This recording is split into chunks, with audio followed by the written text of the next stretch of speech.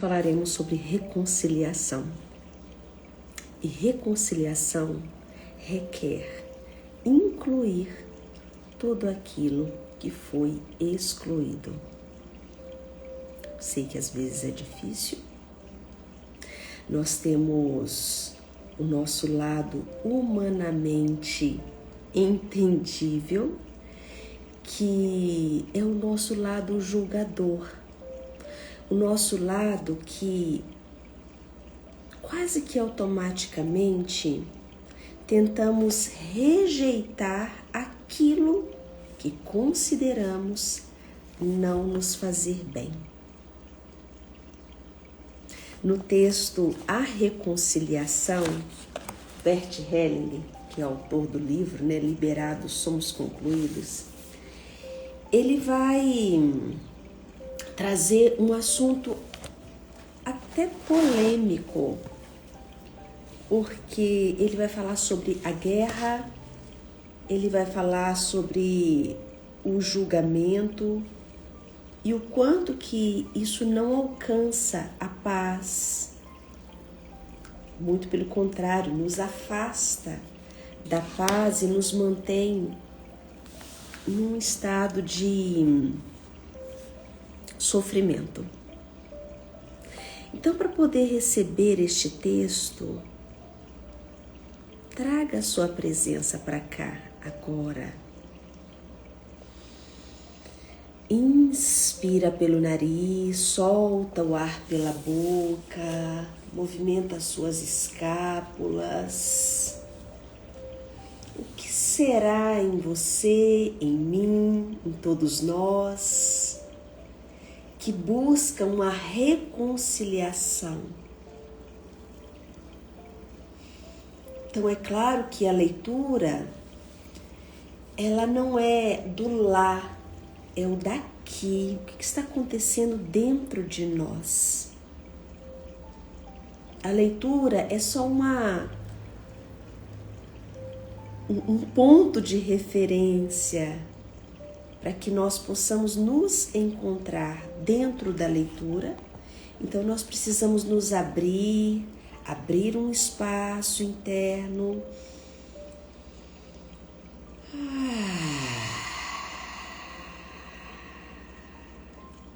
Perceba como que você está nesse momento.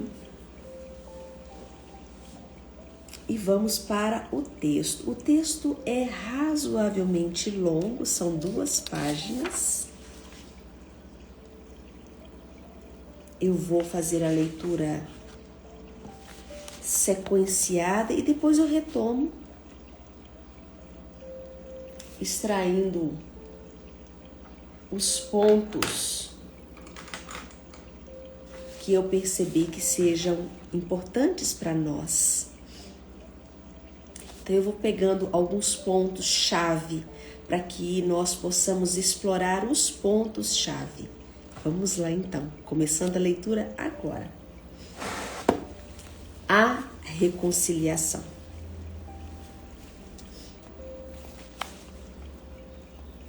Bert Hellinger, ele está num grupo e neste grupo ele está conversando com as pessoas do grupo. Então o texto é também um diálogo.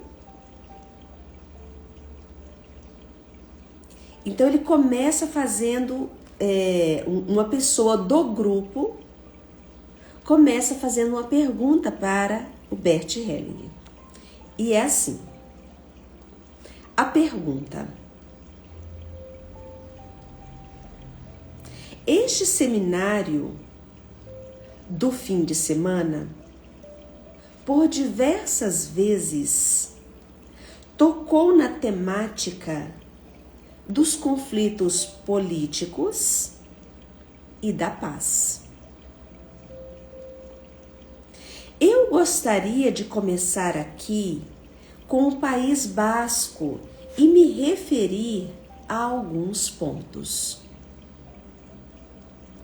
No País Basco, neste exato momento, há um período no qual os diversos lados estão se radicalizando sobremaneira.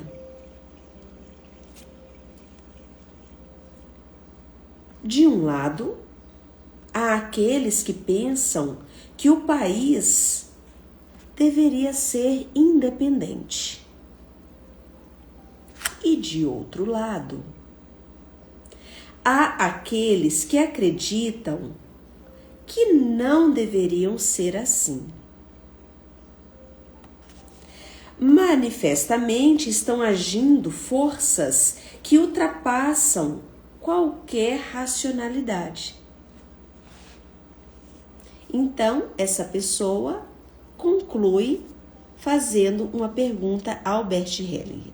Ele diz o seguinte: agradeceria se você pudesse manifestar sua opinião sobre quais forças sistêmicas estão agindo aqui. Vamos nos atualizar para abrir o nosso coração e trazer esta pergunta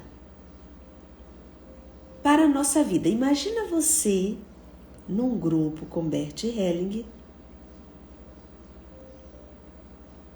e você, atualizado, tem algo dentro de você que gostaria de saber sobre a opinião do Bert Helling nesses grupos onde há radicalização de opinião, direita e esquerda, Havaiana ou Ipanema. Ou então, dentro da sua própria casa, sobre a opinião do seu marido e a sua, e assim por diante. Então, traga a sua presença aqui agora no texto para algo que esteja em divergência. O que fazer com isso? Então, Bert Helling começa a falar sobre isso. Vamos escutá-lo. Então, Helling diz: onde algo ficou tão radicalizado como aqui parece ter acontecido, aqueles que estão lutando, basicamente, são crianças.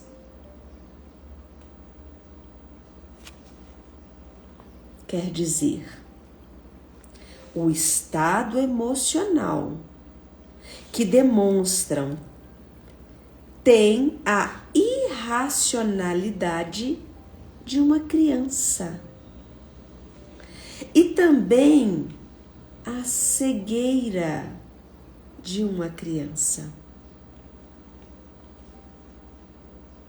A rigor, e esta é a minha visão, a visão do Bert Helling, é que eles acham que estão ajudando a sua mãe.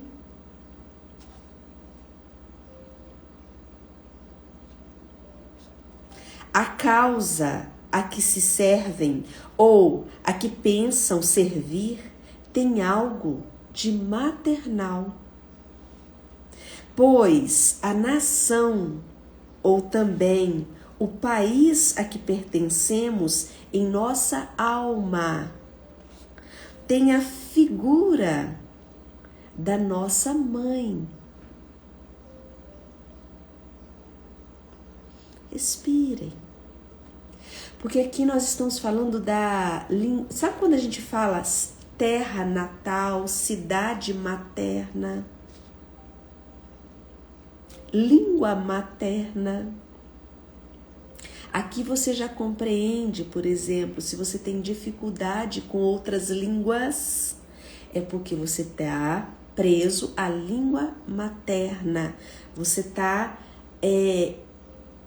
aprisionado ou atolado ou fidelizado a mãe. Por isso que ele está dizendo, então toda pessoa que está fidelizada à mãe é uma criança. Emocionalmente infantil. Então, emocionalmente cego e irracional. Não consegue pensar sobre o outro lado. Quando estamos presos à mãe é porque nós estamos contra o nosso pai, tá? Basicamente é isso também. Então, toda pessoa que está presa no materno, está cego, né? Não consegue pensar na outra parte, estará contra o outro. Ou seja, quem que é o outro na relação? O pai, o masculino. Vamos continuar a leitura. Talvez isso já está dando um rebuliço aí dentro, né, de vocês. Então, acolha isso sem julgamento, sem rejeitar, se de fato você quer que a sua vida esteja melhor. Então, sempre que nós buscamos uma solução, mesmo que o remédio seja amargo, nós abrimos para uma possibilidade, né? Nós só não abrimos a possibilidade quando ainda não doeu o suficiente. E tá tudo bem. Então vamos lá. É por isso que o estado emocional de um lado é tão veemente e do outro tão cego. Isso não se pode resolver com racionalidade. É mesmo contra qualquer razão. A questão é como lidar com isso?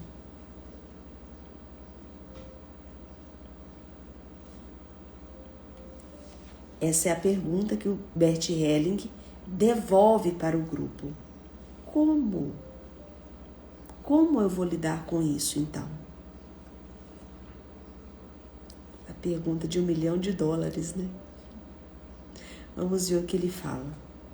Ele diz o seguinte: a experiência histórica mostra que, em tais conflitos, a paz somente se torna possível quando ambos os lados ficam impotentes, quando não conseguem mais agir. Então, é a impotência que promove a paz. Essa guerra termina, via de regra, quando ambos os lados não conseguem mais agir. Enquanto um deles ainda consegue, não há paz. Não em se tratando de uma guerra que é tão irracional quanto esta. Portanto, não devemos nos entregar a quaisquer ilusões de que este conflito poderá ser resolvido de maneira rápida ou fácil. Segundo minha visão, segundo a visão de Bert Helling, a solução consiste em desenvolver um diálogo entre pequenos grupos, uma conversa semelhante àquela que vimos num outro curso que foi dado. Então, é porque são vários dias, né, de grupos de constelação. Então, ele estava lembrando que no encontro anterior, ele já tinha mostrado que os diálogos em pequenos grupos, ou seja, a reconciliação dentro da própria família, nós já vimos isso, nós já estamos na página 121 do livro, né, gente? Então, às vezes, para quem está chegando agora na leitura, às vezes pode se sentir um pouquinho perdido, às vezes até já chega já julgando, né? E não viu tudo que nós já falamos até aqui. Então, o meu convite é que você busque nas leituras anteriores, que inclusive está gravado não só aqui no feed, quanto também no meu canal lá no YouTube, para quem acha mais fácil buscar no YouTube, tá lá também. Voltando para cá. Então, o que ele já falou? Que ambos os lados se coloquem frente a frente. E depois olhem para o que está entre um e outro. Neste caso, os mortos que o conflito causou. Então ele está falando de uma guerra. Mas nós também matamos muitas pessoas dentro do nosso conflito interno, não é mesmo? E aí ele diz, ao olhar para os mortos, torna-se claro como esta luta não tem sentido. E que os mortos são os primeiros que estão dispostos a ficar juntos. Eles chegaram onde não mais têm poder, onde ambos estão submetidos a uma ordem maior que os nivela. Tudo que antes os impelia a lutar, agora não tem qualquer significado. Sabe aqueles ensinamentos que às vezes a gente até vê aqui na rede social, que tenta nos lembrar que lá no cemitério todo mundo é igual? Então, Bert Helling está falando isso basicamente. Quando nós queremos ficar brigando pela Ipanema ou pela Havaiana, lembre-se que você vai estar lá, juntinho, e que essa guerra que a gente trava é em vão, é besta, é perda de tempo, é distração, é só para você não ter que lidar com a sua história de vida. Aí a gente coloca a culpa no outro, que a sua vida ela não anda, não flui, porque sabe o que é? O problema é o outro, não, é você mesmo. Então, nós às vezes temos essa dificuldade de entrar para dentro de nós e reconhecer a nossa cegueira.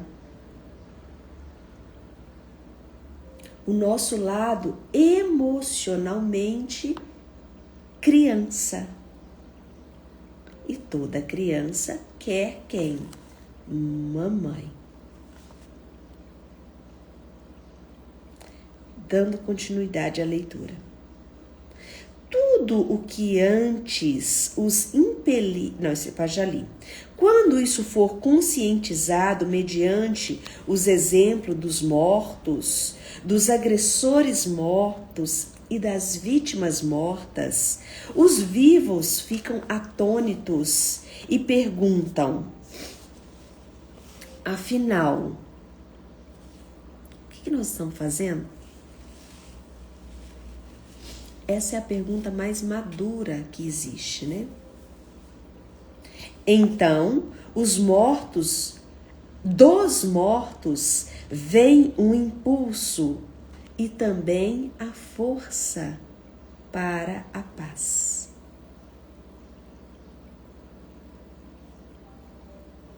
Todavia, acontece que os vivos pensam que vingam os mortos. Mais uma loucura, né? Portanto, imaginam que estão em dívidas com os mortos e precisam continuar lutando. Aqui, novamente, mostra-se a sua cegueira. Numa constelação, por exemplo, quando olharem para os mortos e chegarem a vivenciar realmente o que acontece entre agressores e vítimas, assim que estão mortos, então talvez o reconhecimento possa prevalecer. Lembrando, gente, que no sábado, agora dia 17, tem grupo de constelação. Quem ainda não se inscreveu, que você ainda não esteve num grupo de constelação familiar esse ano, venham para cá, para que você possa estar num ambiente que você possa ampliar um pouco mais a consciência. Lembrando que num grupo de constelação, todos são trabalhados, porque nós abrimos um campo de consciência do não julgamento. Nós olhamos para algo maior. Então, é muito curador estar num grupo de constelação. Então, no sábado, agora dia 17, tem grupo das 8 ao meio-dia. Período da manhã, começando aí o mês de janeiro com o grupo de constelação. Agora vem uma outra pergunta para o Bert Helling. A pessoa diz o seguinte, olha só. Isso que você diz agora é exatamente o que está acontecendo aqui, lá no País Basco. Há um número muito grande de atentados e, mais tarde, os enterros serão apenas uma oportunidade para reafirmar as próprias ideias e as próprias convicções.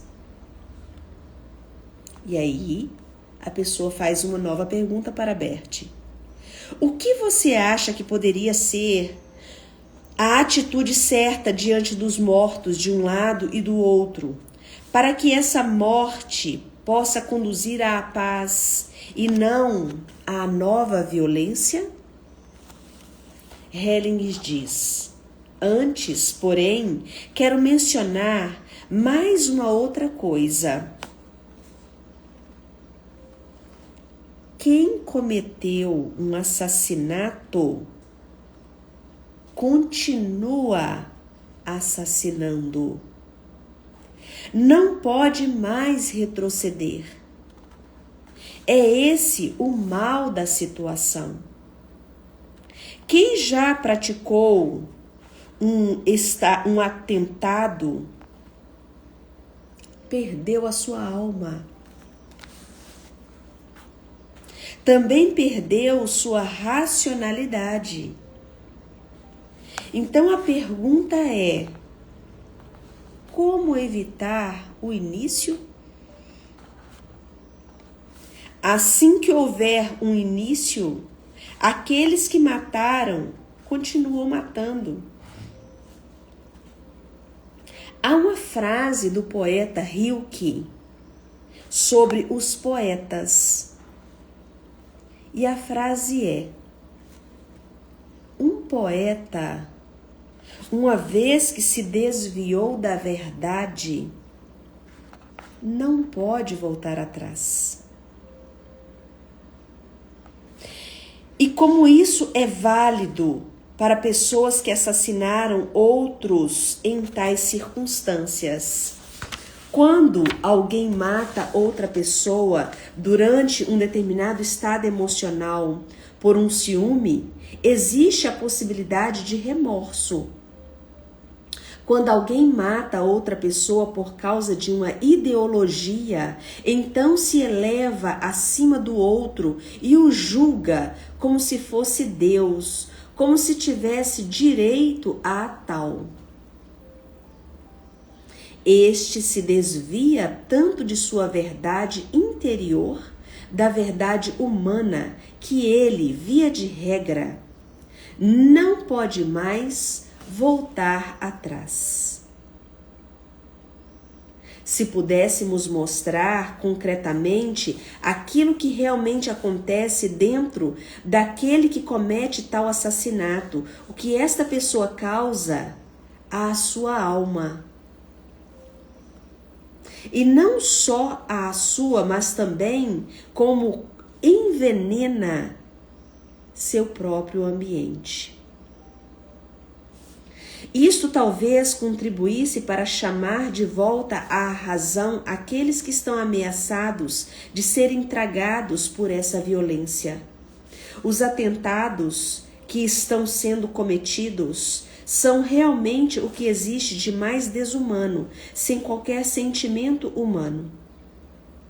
O que acontece nos funerais dos agressores que perderam a vida em suas próprias tentativas de atentado, em volta dos quais se reúne uma grande multidão que os exalta.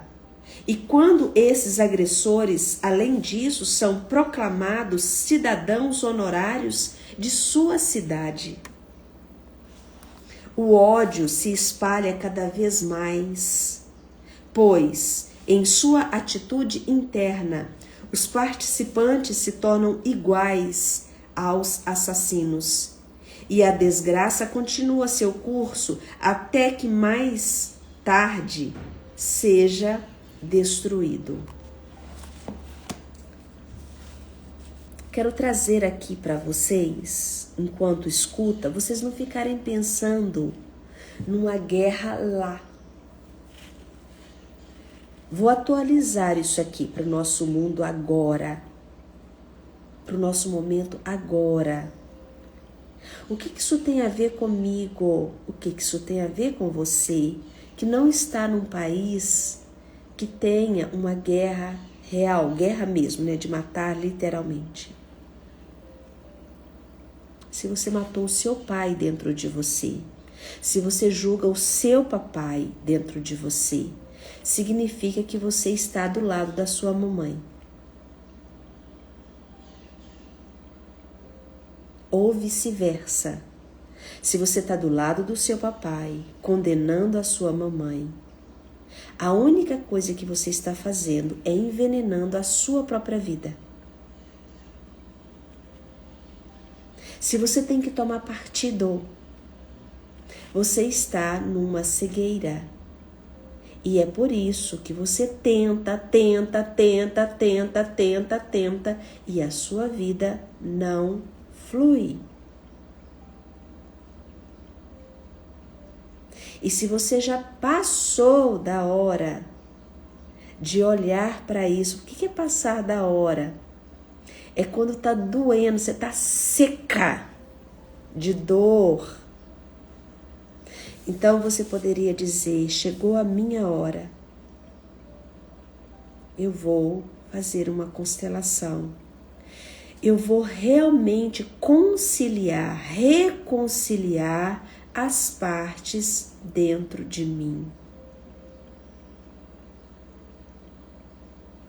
Então, um trabalho de constelação só tem um efeito quando nós chegamos nesse lugar, nesse ponto, de reconciliar as partes. Ronivalda, mas eu acho que para mim tá tudo bem, eu já não tenho mais esse tipo de problema. Eu não discordo de você, mas o que você precisa olhar é o resultado, não o seu achismo. Porque eu posso achar um monte de coisas na minha vida acreditando que isso já está resolvido. E se eu tenho um resultado favorável, então eu posso dizer, realmente isso dentro de mim está ok. Porque o que eu vou olhar é o resultado, não é o que eu acho. Porque a vida, ela é matemática. Você pode achar que você fez a continha certa, mas eu aprendi, a continha é assim que faz. Eu usei a fórmula certa, mas por que o resultado dessa conta dá errada? E aí você vai lá e apaga a continha e faz a continha do mesmo jeito. A vida é matemática. Então saia do seu achismo. Abre um espaço para isso, é humilde, né? Nós vimos na sexta-feira o texto A Humildade. Então, a humildade, às vezes, é nós reconhecermos que a gente acha que já organizou, que já aprendeu. Então, a gente pode dizer assim, deve ter algo dentro de mim que não está reconciliado. Porque eu faço tudo tão direitinho e mesmo assim as coisas não fluem, o resultado não é aquele que eu imagino que condiz com o meu esforço. Isso é humilde. E é dessa maneira que às vezes nós chegamos num grupo de constelação, ou então nós nos colocamos para constelar quando nos sentimos prontos. Então, Bert Hellinger está falando disso. Não sei se faz sentido aí para o caso de vocês. Então, nós estamos no último parágrafo. Olha o que ele diz.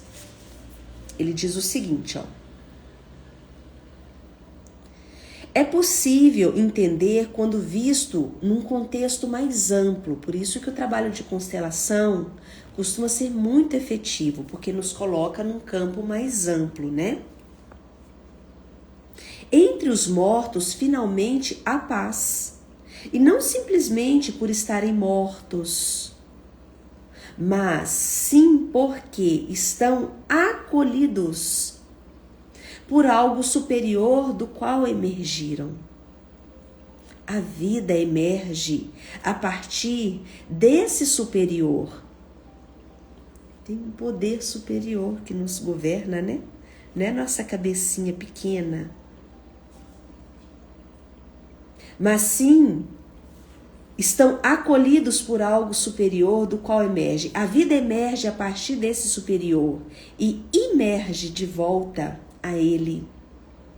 A vida nada acrescenta aos que havia antes. É uma fase intermediária. Quem emerge de volta está na plenitude.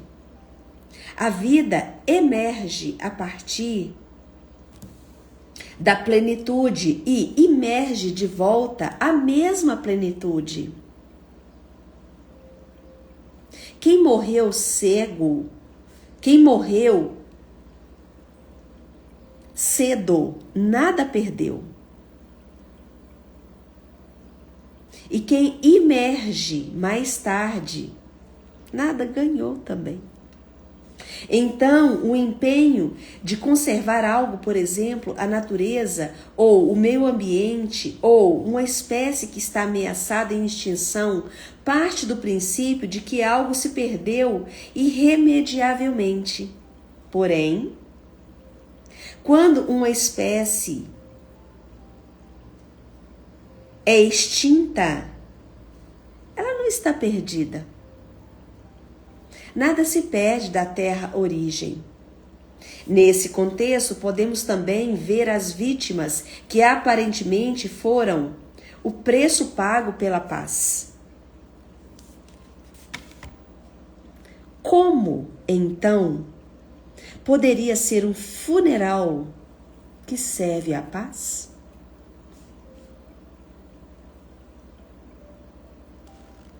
Descem-se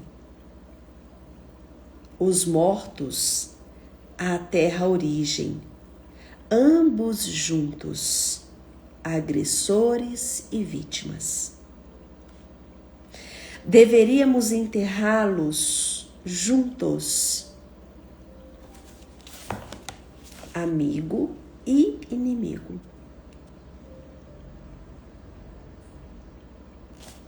Juntinho. Aliás, não é assim que a gente faz, né? Quando nós queremos a paz. Bom, nosso tempo já está assim bem extrapolado. Eu penso que basicamente que seria assim algo interessante de nós extrairmos do texto é que a paz, ela só é alcançada quando nós encontramos essa tal reconciliação, né? E a reconciliação, ela exige de nós incluir agressores e vítimas. Então, se por um acaso o seu papai, que é o mais comum, né, da gente ver, ele foi um agressor e você entendeu que a sua mamãe era uma vítima, então você precisa colocar os dois juntos, porque os dois se amam. Eles se amam tanto que você nasceu deles. Tão óbvio, né, gente? Tão óbvio. E você é uma bobinha ou um bobinho que fica tomando partido. Você ficou no meio, sanduíche dessa história. E você tá aí, lutando, debatendo quem é que tá mais certo, seu papai ou sua mamãe. Ei, casca daí. Sai desse lugar. Porque isso é uma cegueira. E se você não percebeu isso ainda, vem para um grupo de constelação, coloca isso no campo, olha para o que está acontecendo, qual é o lugar que você está ocupando na vida. Porque se a sua vida não está dando certo, é porque você não está no lugar certo. Simples assim. Ronivaldo, minha vida não está dando certo, é porque você está no lugar errado, possivelmente. Ah, mas eu estou assim, não sei. Se não está tendo um bom resultado, possivelmente não está. Eu não estou aqui para julgar ou poder apontar o dedo. É você que está dizendo, eu não estou bem. Então, se você não está bem, é porque você não deve estar no lugar certo. Só isso. Sem julgamento. Gente, simplesmente isso. Eu falo isso comigo todos os dias. Ronivalda, se você não está bem, é porque você deve estar no lugar errado. Quem sabe? Chega um pouquinho para cá. A história é comigo, não é com o outro. Eu não tenho que ficar empurrando o outro. Se eu sou adulta, eu é que tenho que sair do lugar. Os incomodados é que se retiram. Gente, a gente tem uma dificuldade, não é? De interpretar até os ditados populares. Nós temos essa dificuldade gigante de interpretação. Por isso que a gente vai para a terapia, o terapeuta vai nos ajudar a interpretar o nosso comportamento. Terapia não é passar a mãozinha na sua cabeça. Se você está na terapia e a coisa não está te acordando, você não está fazendo o movimento, de vez em quando é importante você fazer uma recapitulação, né? Do que está acontecendo.